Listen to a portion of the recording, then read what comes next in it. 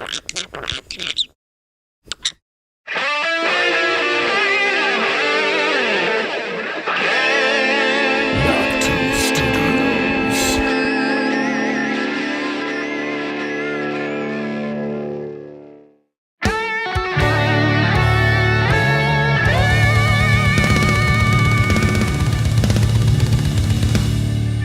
now, Knock 2 Studios presents Censored.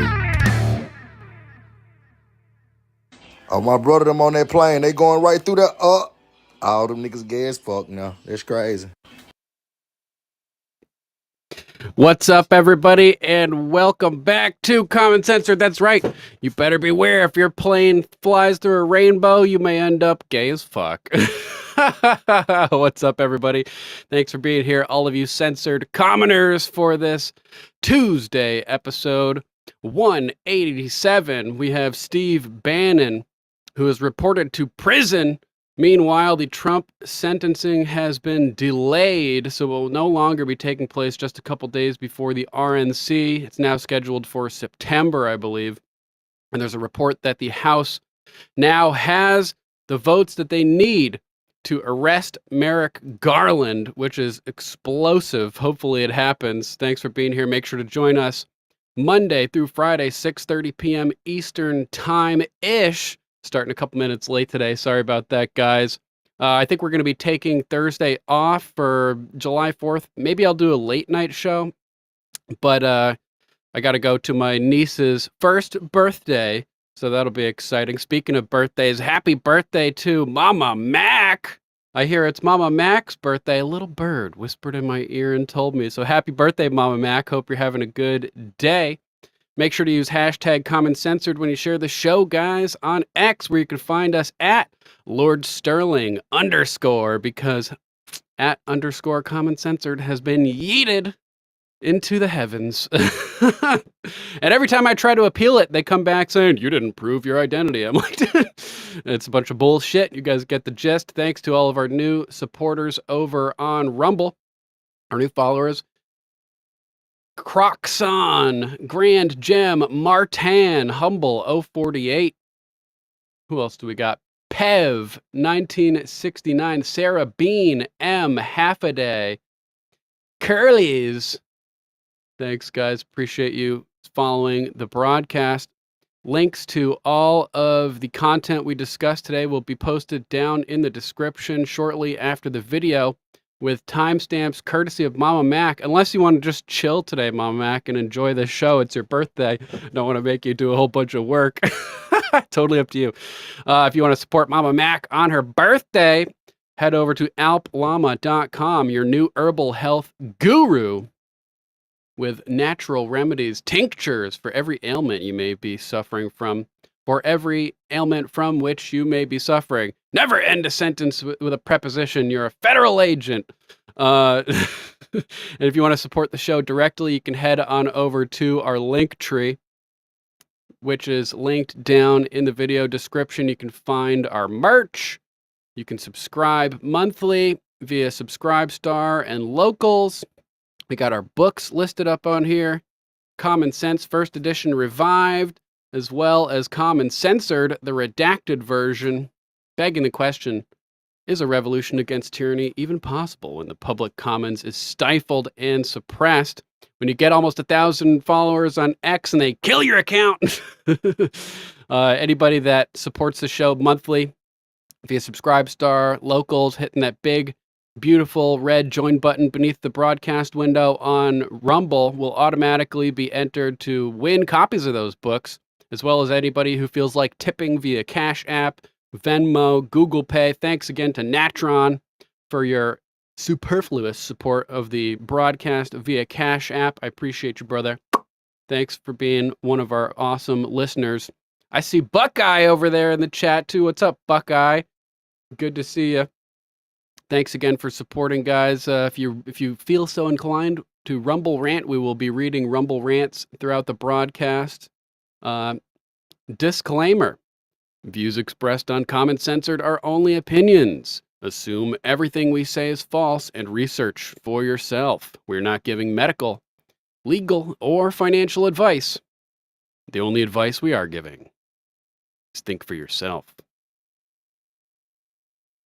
Question authority. Think for yourself.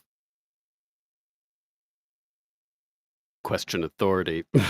So let's hop back over to this funny video that this dude posted that I got over on Facebook. Maybe my friend Sean sent it to me. Shout out to Sean. Check out Anderson Inc. if you guys are in Connecticut and need tattoos or touch-ups. But I thought this was really funny. Oh, my brother, them on that plane, they going right through the all them niggas gay as fuck now. That's crazy. That's crazy. They're all gay as fuck after flying through that rainbow. No, no, no. Not even once, my friends. Let's hop over to Truth Social for our first story of the day, where we have video of Steve Bannon holding a press conference moments before being incarcerated yesterday at Danbury Federal Prison for 4 months for a misdemeanor at the hands of the weaponized DOJ, saying, "I am a political prisoner." Mama Mac, Danbury, let's go take a visit to Steve Bannon in prison. How about that? Think he'll come and meet us? That'd be cool. Look, folks, if it took me going to prison, because remember, the reason I chose Danbury, I asked for Danbury for a very specific reason. Back in the only other person that's ever been sent to prison for a congressional subpoena, not going to a House subpoena, for contempt, held in contempt, was Ring Lardner Jr. Back in the 1940s, during the House Un-American Activity investigation, Columbia Studio fired him, okay, because of his political beliefs. And then he was found guilty. They sent it to the DOJ. He was sent to prison. He was sent to this prison. That's why I requested Danbury, because there's no difference in his fight than in our fight. I'm a political prisoner of Nancy Pelosi. I'm a political prisoner of Merrick Garland. I'm a political prisoner of Joe Biden and the corrupt Biden establishment. Listen to these clowns chanting in the background. Are they saying lock him up? Is that what they're saying? Yeah, that's right, War of Words. New Haven, Connecticut does have great pizza, the home of Frank Pepe, the inventor, allegedly, of pizza. It was a clam pie, a white pie, back in the day. Yeah. Oh, a pizza. There's a great place near me, War of Words, called Vincitori, a pizza. A pizza. Really fucking good pizza place. I like that. And you saw on Thursday all the lies that they told, right? All the lies they told. Any group that would sit there and lie to you about the shape of the President of the United States with the national security element of that, lied about the 2020 election. They've lied about COVID. They've lied about everything that they've done to the American people, and they're not going to stop. Until we stop them, they're not going to stop. And the way you stop them is you do things like this. Hey, if they're going to send me to prison, it's not going to matter if we take this fight and take it up the next level, okay? Boom. Boom. Steve Bannon standing strong like the honey badger of American politics, not giving a shit. Honey badger don't give a shit. Let's hop over to Benny Johnson over here posting part of this. I don't know if we saw this part in the portion of the speech we just played. Let's check it out. I'm going to prison today. Trans honking at him. I am proud to go to prison. If this is what it takes to stand up to tyranny, if this is what it takes to stand up to the Garland, corrupt, criminal DOJ, if this is what it takes to stand up to Nancy Pelosi, if this is what it takes to stand up to Joe Biden, I'm proud to do it. Bravo. Father, can you say a few words? I'm not authorized to talk to the media. You're not? No. Well, thank you for coming. I agree with your positions, and I'll be praying for you. I'm in the St. Ignatius Retreat House, 15 minutes away. You are? Yeah, I'll get you whatever you need. Father, don't pray for me. Pray for our enemies. Yeah. Right? Pray. They need They're the ones who are going to need the prayers. Thank you, Father. Saint Michael the Archangel, defend us in battle. Be our protection against the wickedness and the snares of the devil. May God rebuke him, we humbly pray. And do thou, Prince of the heavenly host, by the power of God, cast into hell Satan and all evil spirits who wander through the world seeking the ruin of souls. Amen. Ave Maria Purissima. God bless you. Beautiful. Beautiful. Man, this is crazy stuff. They're locking up our heroes. Steve Bannon taking it like a champ. Doesn't give a flying fuck. He's proud. He's that John Hancock type guy who would have written his name big and bold all over the Declaration of Independence. Yeah, you need an enemy? Come and get me. That's Bannon. That's the type of energy we need, guys. Setting a good example for all of us. And another example of energy we need, or it seemed at first, we saw Rep. Anna Paulina Luna, who had been pushing the idea of immediate arrest for Merrick Garland. And the big headline yesterday was "Spineless Republicans Fail Again. Rep. Luna proposes mere $10,000 daily fine for Garland instead of immediate arrest after GOP pushback." But it turns out now that there's an update to this story and things are on track in our favor again.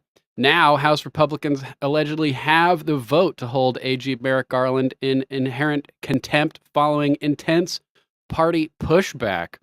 Rep. Ralph Norman announced Monday his confidence that the Republican Party has secured sufficient votes to charge Attorney General Merrick Garland with inherent contempt of Congress, as reported by Just the News, John Solomon's outlet.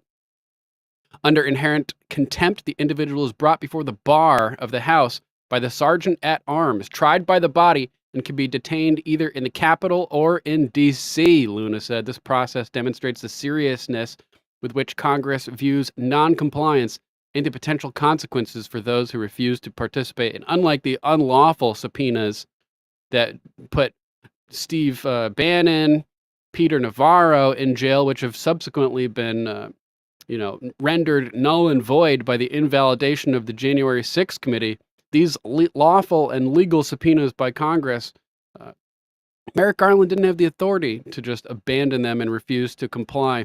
Luna further emphasized, the only option to ensure compliance with our subpoena is to use our constitutional authority of inherent contempt. She also disclosed her plans to call up her resolution holding Attorney General Merrick Garland in inherent contempt of Congress in the coming days and urged her colleagues to vote in her favor.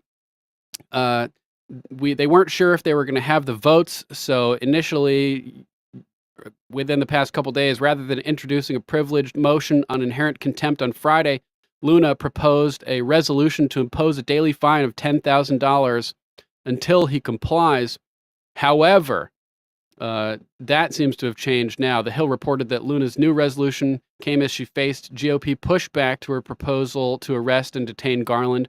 In response to the Gateway Pundit's reporting, Luna confirmed that the proposal to arrest and detain Garland does not have enough votes to pass. At least it did not. There were members who said they didn't support the other version, meaning it would fail. Either way, I'm literally the only person that brainstormed any accountability. If you don't like how the GOP votes as a whole, get active. But trashing me without knowing the details is exactly what the left does. So she was trying. But now, with renewed confidence, Rep. Norman asserts that the party has rallied the necessary votes.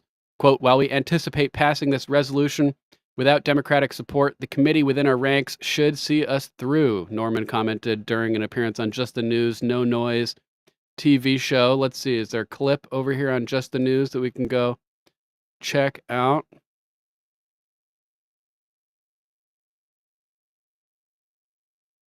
Maybe, maybe not. He lauded Luna's persistence and strategic planning over the past 2 years, saying, quote, I'm glad that it's gotten as far as it has. Luna has worked on this for, I think, over 2 years to get this right, to make sure she has it in a form that will pass the House and get the job done with Merrick Garland. In an X post, Rep. Luna wrote, Steve Bannon became yet another political prisoner of the Biden regime. The Justice Department has demonstrated an unmatched willingness to jail its political enemies. Congress must rein in this weaponized DOJ, and that starts with holding Merrick Garland in inherent contempt. Big time. Let's go. We need this to happen. Luna confirmed on X she plans to call for the vote probably next week. Quote, the vote for inherent contempt against Attorney General Merrick Garland will be brought to the floor this upcoming session week with full support from Speaker Mike Johnson. This version of inherent contempt will become standard practice for those who seek to undermine Congress as an equal branch of government. That's right, checks and balances. When the Congress demands documents, you got to comply, Merrick Garland.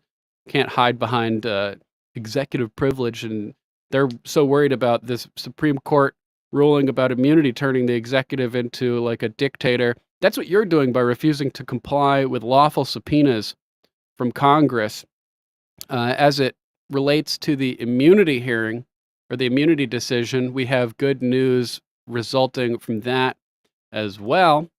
Breaking: Judge Merchan delays Trump's sentencing until September following the SCOTUS presidential immunity ruling. So this is good. Far-left Judge Juan Merchan delayed President Trump's hush money sentencing until September 18th. Ooh, September 18th. That's the day Jimi Hendrix died. Early Tuesday, Alvin Bragg's office agreed to delay Trump's sentencing set for July 11th after the Supreme Court decided on presidential immunity. So it doesn't look like they're going to be able to lock him up on on July 11th and then squeeze in a different GOP nominee at the RNC. So that theory going down the tubes at this point. The Supreme Court Monday ruled 6-3 that Trump has absolute immunity for his core constitutional powers. President Trump on Monday sought to overturn the hush money conviction after the Supreme Court ruled he has presidential immunity for official acts. Trump was accused of paying Stormy Daniels, etc. You guys know the deal for that. Let's hop over to X and look at some of the results for Trump sentencing. Trump sentencing no longer coming before the RNC. This man just doesn't stop winning. Here's an image of the document from the District Attorney County of New York. Dear Justice Merchan, we are in receipt of defender's pre-motion letter dated July 1st, 2024, seeking leave to file a motion to set aside the verdict pursuant of X statute based on the Supreme Court's July 1st, 2024 decision in Trump v. United States. In that letter, defendant requested until July 10th to submit a memorandum in law in support of such motion. While defendant's letter states he does, quote, not object to an adjournment of the July 11th, 2024 sentencing date, his request to file moving papers on July 10th is necessarily a request to adjourn the sentencing hearing currently scheduled for July 11th. Although we believe the defendant's arguments to be without merit, we do not oppose his request for leave to file and his punitive request to adjourn sentencing pending determination of his motion. We respectfully request a deadline of July 24th, 2024, 2 weeks after the defendant's requested deadline to file and serve a response. Moving on, Paul Ingracia posted, I got to refollow all these people after the X killed my account. Breaking: President Trump just received his sentencing from Alvin Bragg. Here's what he got: 4 years at 1600 Pennsylvania Avenue. Lisa, you have a little bit of news. Please give it to us. That's right, we're sentencing him to public service as president. The DA's office is saying, with respect to former President Trump's motion to apply the immunity ruling of yesterday to that conviction in New York, DA's office is saying they don't oppose him taking some time to file a motion which would necessarily adjourn the sentencing. We don't have a ruling yet from Judge Merchan as to whether he's going to put off that July 11th sentencing. But right now we have notice from the DA's office that they're okay with pushing that off and having briefing on President Trump's motion to vacate the verdict on the basis of that immunity ruling. Why would they, Catherine? Why would they consent? Because they know that this is an issue that we don't want an appellate issue. That's what the prosecution's thinking. If Merchan said, I'm just not dealing with it, that wouldn't happen. So they want to respond. They want to put it in writing. And I told. So this has been updated. Judge Merchan said he will issue a ruling related to the presidential immunity argument on September 6th. The judge in Donald Trump's New York criminal trial on Tuesday approved a delay of the former president's sentencing after his lawyers asked for more time to review the potential impact of the Supreme Court's immunity decision. Trump's lawyers have indicated that they want Judge Juan Merchan to toss out Trump's felony conviction on 34 counts of falsified business records related to hush money payments to adult film star Stormy Daniels. What about the Supreme Court decision last week that all charges have to be completely agreed on by all of the jurors? A lot of these charges only had partial agreement. So that ruling also should knock out these charges, right? Am I mistaken about that? This was one of the big stories last week. The hearing previously scheduled for July 11th will be delayed until at least September 18th. Trump's team on Monday sent a letter blah, blah, blah. We got that. Good stuff. War of Words, Jimi Hendrix, The Last 24 Hours is, I believe, the doc for anyone interested. Interestingly, as far as Jimi Hendrix's death goes, Michael Jeffries, his manager, had some CIA ties, and Jimi Hendrix was trying to ditch him and fire him as his manager. And he had apparently, Jeffries put out a big life insurance policy on Hendrix and everything. I think there's more to Meets the Eye Transformers style with that. One of many hits on rock stars who were against the wars and stuff at the time. There's a good book on this topic called The Covert War on Rock, I believe, that discusses the deaths of a variety of rock stars who were seemingly murdered or died under suspicious circumstances in that time period. Pretty interesting. Let's see, what do we have next? This is an interesting story from Dom Luker. I don't know if it's accurate or not, but he posted this earlier today, I think. Breaking exclusive. I have been given confirmation from an internal source that Arizona Democrat Senator Mark Kelly, quote, has been approached by the DNC to step up for president, and he has their support. Dom says, I understand how crazy this sounds. I wouldn't post this unless it came from a very close source. This update came at the end of last night. Mark has served the county as a U.S. Navy combat pilot and as a NASA astronaut. I will keep everyone updated on this as it progresses. So this sounds dangerous. Somebody who is an astronaut and a combat pilot could be somebody to swindle people into getting his votes. And if they fell for Biden in 2020, it sounds like they would definitely fall for this dude. Threeper, see you over there. And Unique Prepping, what's up, Z-Man? Hope you're having a good week, brother. So let's jump into our next story. We'll have to keep our eyes on this dude, Mark Kelly, see what happens with that. He could be waiting in the wings to be swapped out. I got an update from my de facto advisor, Silence Dogood, about this insane war buildup that's going on. Take a look at this. U.S. military rebuilds runway on site of nightmare World War II battle. They're starting to rebuild World War II era airfields and stuff. Like, this is not good. This is building up to something crazy that I don't like. U.S. Marine Corps aircraft has landed on a rebuilt runway on a World War II era Japanese airfield on the Pacific island of Peleliu. Holy shit, Peleliu is notorious site of the bloodiest battle in Marine Corps history, I believe, with Chesty Puller commanding the 3rd Marines Division and just launching attack after attack after attack, losing thousands, massive quantity of Marines in the process until his commander finally gave the command to stand down and to stop. But Peleliu, one of the bloodiest battles of the war, and now a possible U.S. basing option in strategy to counter China. The CK-130 Hercules transport aircraft touched down on the 6,000-foot runway on June 22nd in what a Marine Corps press release called, quote, a significant and triumphant return to this iconic World War II site. How about no? We don't want to be doing this at all. Marine engineers have been working on rebuilding the runway for months, clearing brush, removing trees, and ensuring no exploded ordnance remained from the World War II battle on the island, which is part of the island country of Palau. More than 1,500 U.S. troops and nearly 11,000 Japanese were killed on Peleliu between August and November of 1944, according to the U.S. Naval History and Heritage Command, which noted that some Japanese troops hid in the island's jungle and weren't found until 2 years after World War II ended.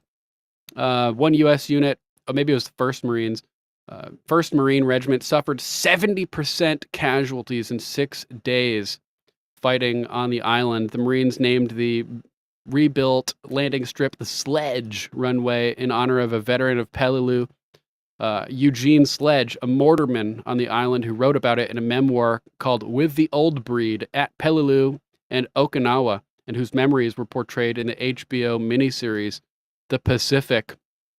Sledge described Peleliu as, quote, an alien, unearthly, surrealistic nightmare, like the surface of another planet. Sounds absolutely horrifying. Now the runway, quote, bridges the past and the future honoring World War II sacrifices while enhancing regional security and cooperation, the Marine Corps said. I don't like this. I don't like it at all. This is not good. Let's jump over to our next story. We've got Tucker Carlson over here talking about Biden, giving his analysis on the situation. Let's read through it together. Tucker saying, Biden is done. Bet on it.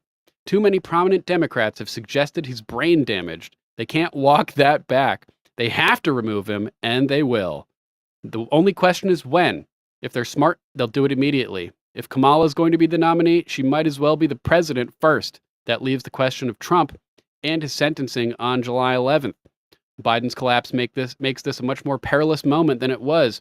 At this point, Trump is not just the Republican candidate, but effectively the presumptive president. If you're going to put him in jail, it had better be for a very serious crime that everyone agrees he committed. Otherwise, you risk destroying the system completely and forever. We're in legitimate danger. Democrats need to pull back. Luckily, we do have the sentencing pushed back at this point. The persistence, Scott Pressler over here talking about how in order to win November, we must win Pennsylvania. His organization, At Early Vote Action, is building the largest voter registration operation PA has ever seen. They're in need of financing in order to hire the amount of boots on the ground necessary to deliver the plan. Hopefully he does get on Tucker's show. That would be amazing. Scott Pressler is a fucking hero. And the fact that I said that proves that people on our side don't just hate the gays. Because Scott Pressler's awesome. He's gay and he's awesome. And he's doing a really good job. He's like the man on the ground registering people to vote. And now we have those charges that Pennsylvania Governor Josh Shapiro is facing as well, in obstructing an investigation and conspiring to organize a coup of the 2020 election, as we saw in the video yesterday from Greg Stenstrom. So that's pretty epic. Hopefully we see that happening as well. Things seem a little bit less dire than Tucker was painting since the sentencing is pushed back. So that's good. Now that the June is over, and speaking of gayness, it's time to clean up. So we have a video over here from Planet of Memes, just a little cleaning up after June and Pride Month. Take a look at this video. I thought it was pretty funny. I can see clearly now, the rain is gone. I can see clearly now. Those fire hoses are no joke, man. Boom! So good. So good. Meanwhile, we have Joe Biden, who has decided apparently that if you can't beat him, you gotta join him, as he's now appearing orange. Like Donald J. Trump. Trump posted this picture over on Truth without even commenting. Just hilarious. Absolutely hilarious. If you can't beat him, join him. Joe Biden made an appearance as an orange man. Orange man good, they're trying to say this time, though? No, I don't think so. If you can't beat him, join him. So he's emulating the best. Hilarious. Hilarious. Let's see, what do we got next? Oh, we got more Black Rebellion against the establishment, as rapper Waka Flocka Flame, who has previously publicly endorsed Donald Trump, has now, at one of his concerts, told all of the Biden supporters basically to leave. Take a look at this video. Rapper Waka Flocka Flame, who has endorsed Donald Trump publicly, tells all Joe Biden voters to get out of his concert last night. And then this happens. I want my Joe Biden voters to get out. See ya! I'm gonna holler at y'all. Bye-bye, Joe Biden voters.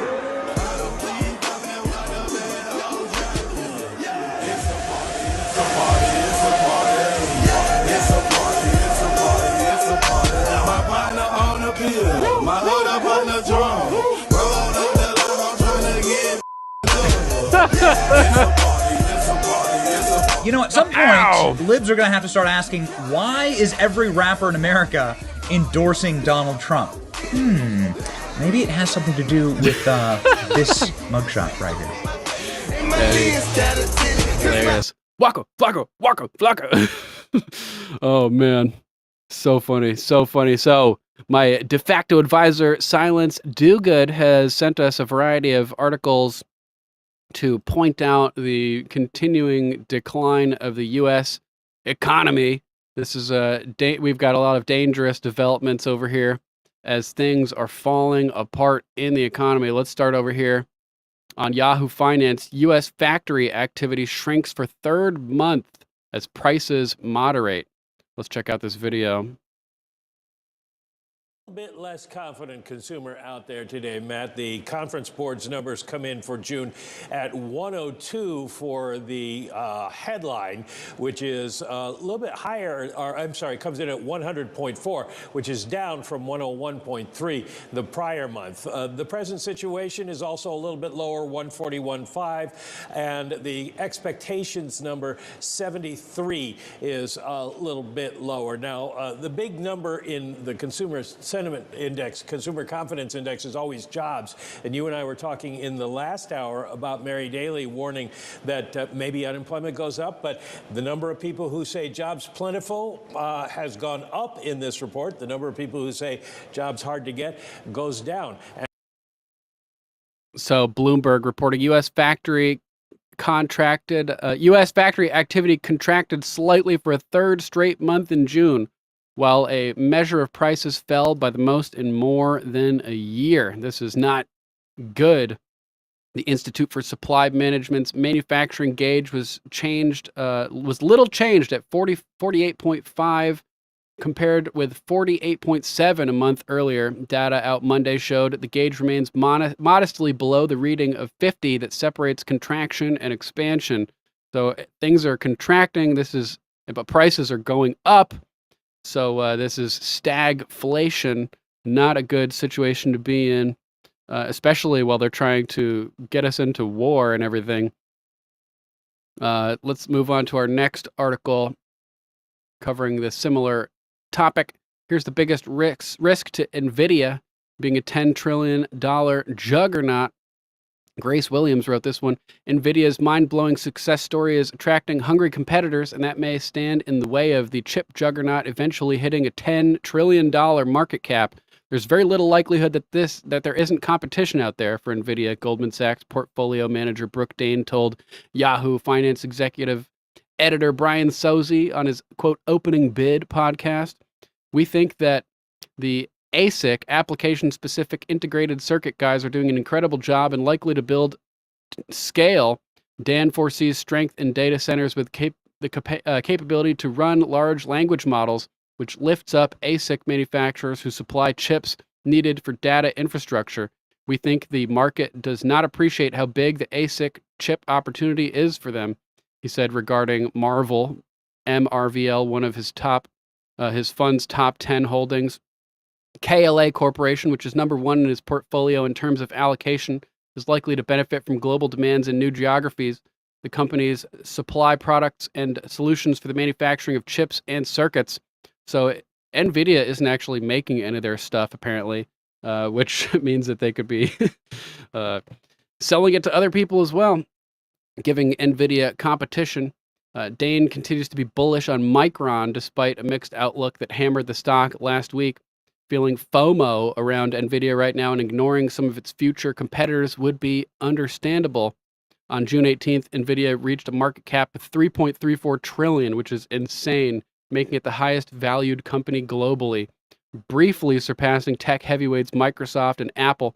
NVIDIA's current stock currently trades at a hearty 21x estimated forward sales, up from 12x just 2 months ago. Meanwhile, the stock recently traded at roughly 100% above its 200-day moving average. Is it going to be a bubble? Let me know what you guys think. Let's jump over to our next one. ECB may cut twice more this year, barring surprises, Simkus says. Assumptions that the European Central Bank will lower borrowing costs twice more in 2024 may prove correct if the economy develops as officials predict, according to Governing Council member Gediminas Simkus.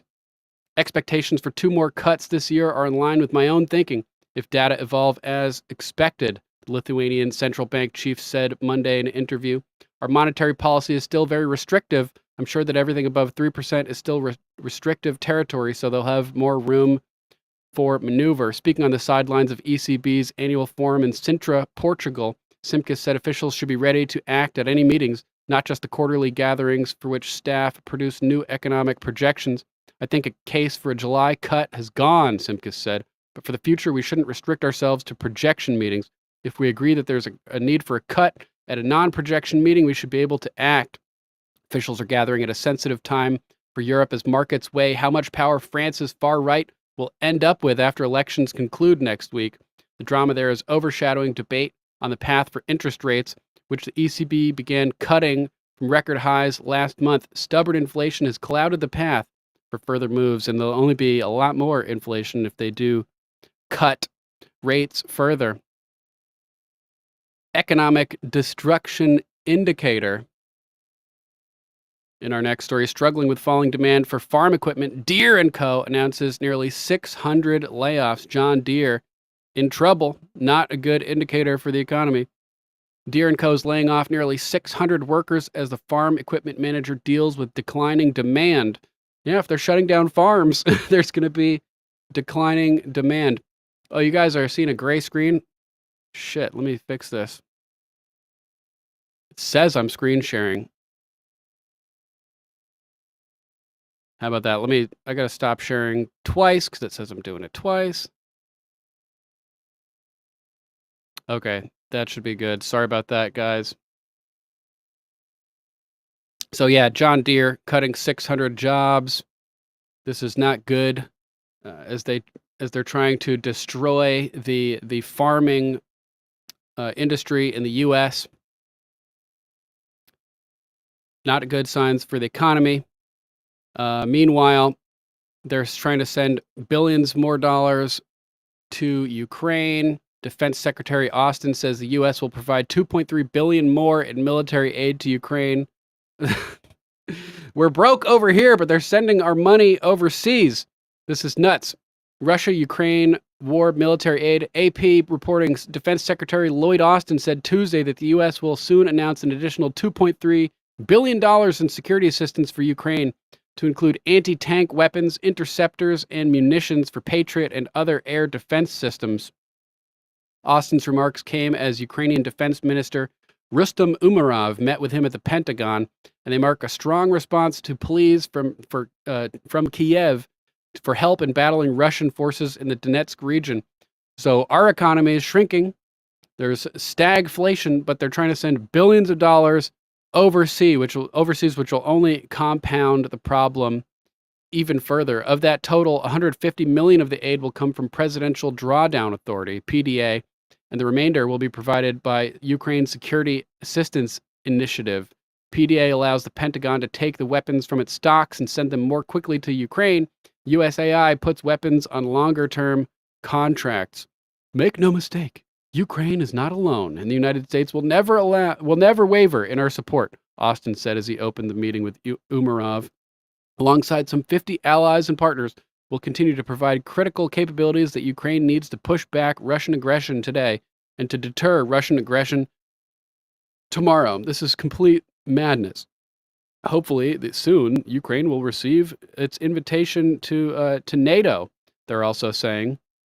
The announcement comes just 2 days before the U.S. hosts the NATO summit in Washington as Ukraine continued to lobby for military support and acceptance into the alliance. Quote, "We'll take steps to build a bridge to NATO membership for Ukraine," which would automatically trigger Article 5 and create chaos on a massive scale. World War III, since they're under attack. Is it Article 5 or Article 3? I can't exactly remember.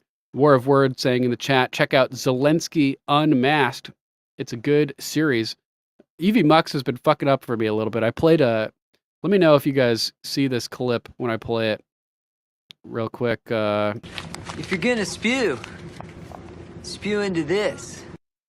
I played clips yesterday. I was reviewing some of the broadcast, and they weren't even showing on time. So hopefully Evie Mux is working today, this broadcasting website that I'm using. It was giving me a gray screen, though, so having some issues. Yeah, so Ukrainian minister says hopefully Ukraine will receive its invitation to NATO. This is completely ridiculous. We don't, they're not even an ally, and we're spending hundreds of billions of dollars on them as Germany and Poland team up against Russia as U.S. and French elections test the West's unity. Finance your own wars. Leave us out of it for once. So all of this crazy stuff is going on. We're sending billions of dollars overseas. Meanwhile, the Fed is paying out billions and billions of dollars. Let me see if I can grab this article in archive.is because it's not showing for me. Yeah, here we go. The Fed has paid banks and funds $400 billion over 2 years just for sitting on cash. The central bank now pays 5.4% annual interest on reserves, any money in a bank that a bank leaves parked at the Fed overnight. So they're just handing out billions and billions of dollars to the banks, sending billions of dollars to Ukraine. Absolutely insane. Meanwhile, here at home, we have a new report from Epoch Times that is not good news for Rudy Giuliani, who has apparently been disbarred now for questioning the election in 2020. Let's see if I can get this article up on screen for you guys. Because it won't let me actually read it, unfortunately. Here, I got another one from Gateway Pundit. We'll do that one instead. Oh, wait, what the hell? Where'd it go? Anyway, sorry, guys. Rudy Giuliani has been disbarred. Let's go to X. Instead, go to search. Giuliani disbarred.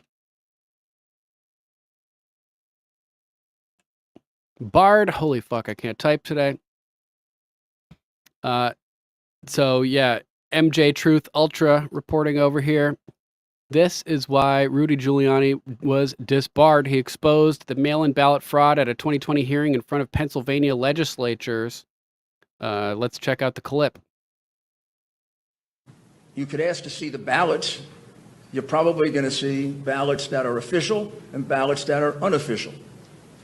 You have two major gaps.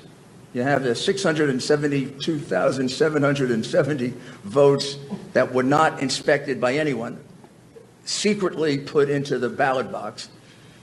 And then you have this gap that I don't understand between the mail-in ballots you sent out, 1.8 million, and the number you counted, 2.5 million.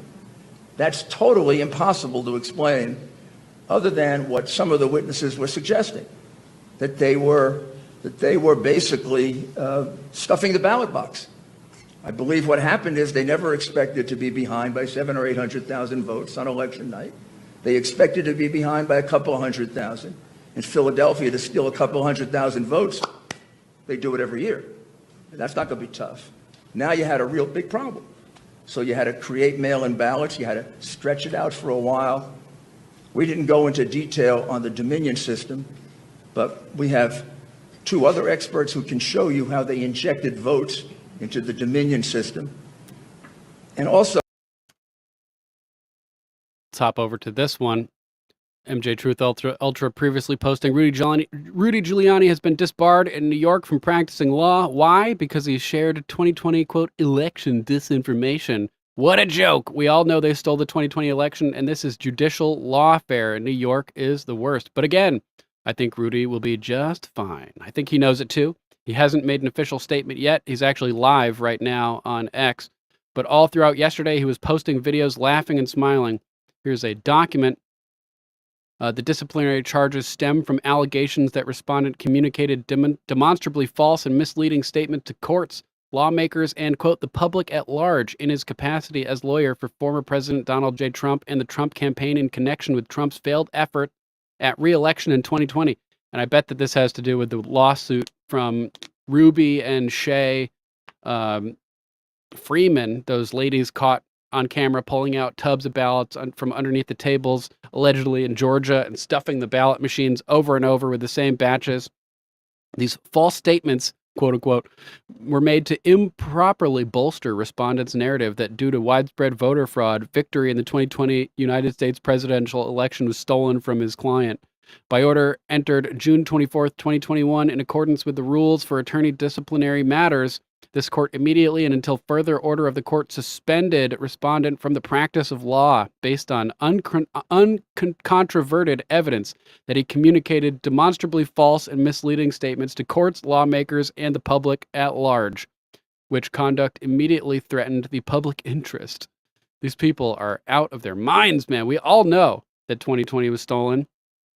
Hadley Shelley, since Rudy Giuliani has been disbarred in New York, his evergreen 4 seasons total landscaping video. Oh, man. Paul and Gracia also talking about this. Rudy Giuliani banned from practicing law in New York. Yesterday it was Bannon. Today it's Rudy Giuliani. Pray for the family. Giuliani disbarred from the practice of law in New York. Madness. Here's Rudy actually responding. I'm not surprised that I've been disbarred by a bar association, which is a politically and ideologically integral part of the Democrat one-party corrupted court system for a long time. Judges like Merchan and Engoron in New York City are selected by local Democrat bosses. These judges, just like in a one-party communist dictatorship, are not really elected, but selected by the Democrat local bosses and often run unopposed. The case is based on an activist complaint, replete with false arguments, a hearing officer who was a former judge from the same corrupt Democrat selection process, and a tape with almost 1/4 of the most critical parts erased and covered up by either the chief New York bar persecutor and his staff or the Secretary of State of Georgia. Super, super insane. They're just coming after everybody. First, it was they're coming after the doctors, after the COOF, like McCullough had his medical license stripped, and then John Eastman, one of Trump's lawyers, was disbarred as a result of the whole racketeering RICO investigation down in Georgia. Giuliani destroyed organized crime in New York City and helped rebuild the city, and this is the thanks he gets. So. Great. The city he made worth living in, Ashley says over here.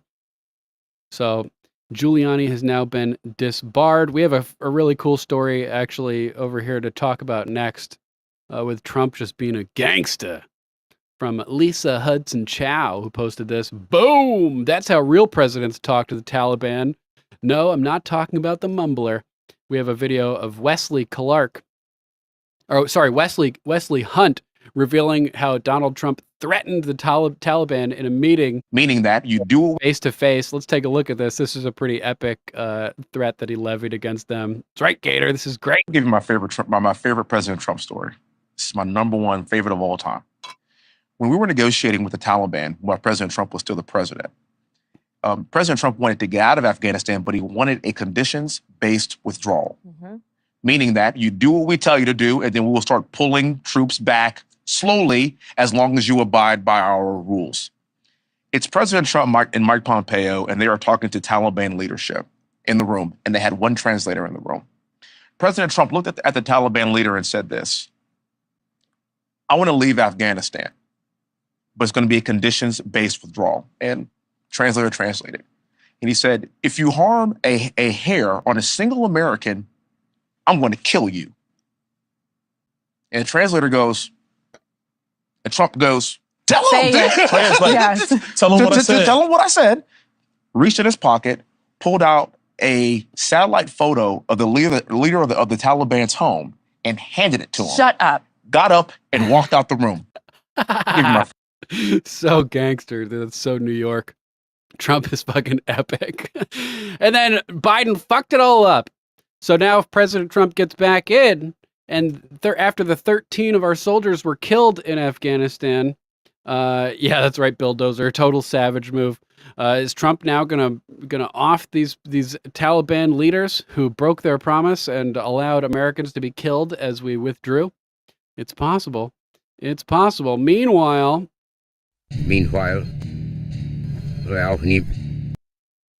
over in Oakland, California. Let's take a look at what it's like to live in Oakland, California. This is somebody walking around at 3 a.m.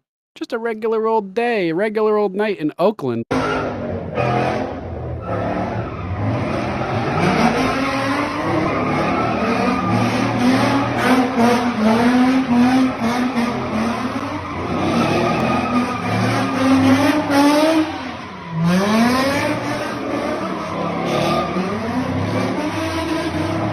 Just let this happen.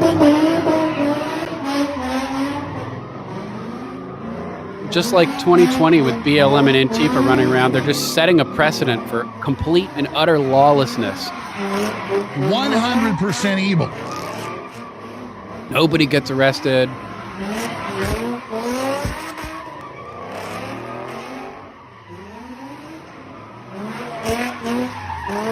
This is the communist takeover of the U.S. These people just go wild on public streets.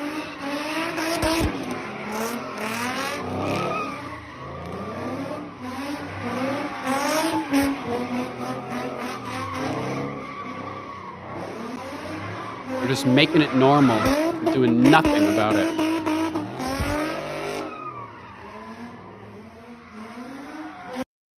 Unreal.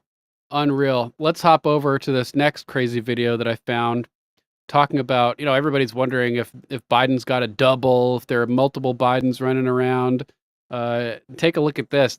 We've got another crazy video about the CIA mask technology, and it goes above and beyond just regular masks. As we'll see, they use things like moldings of the upper roof of people's mouths that then can be put in other people's mouths as prosthetics to make them sound like the person that they're imitating with the masks, or make them sound like other people than themselves. This is crazy stuff. We always talk about disguise as though it's an onion. Whether you're building it or whether you're peeling it off. It's almost transparent layers. And when you get enough of them going, you disappear and this other person is in the room. My name is Jana Mendez, and I was Chief of Disguise at the CIA.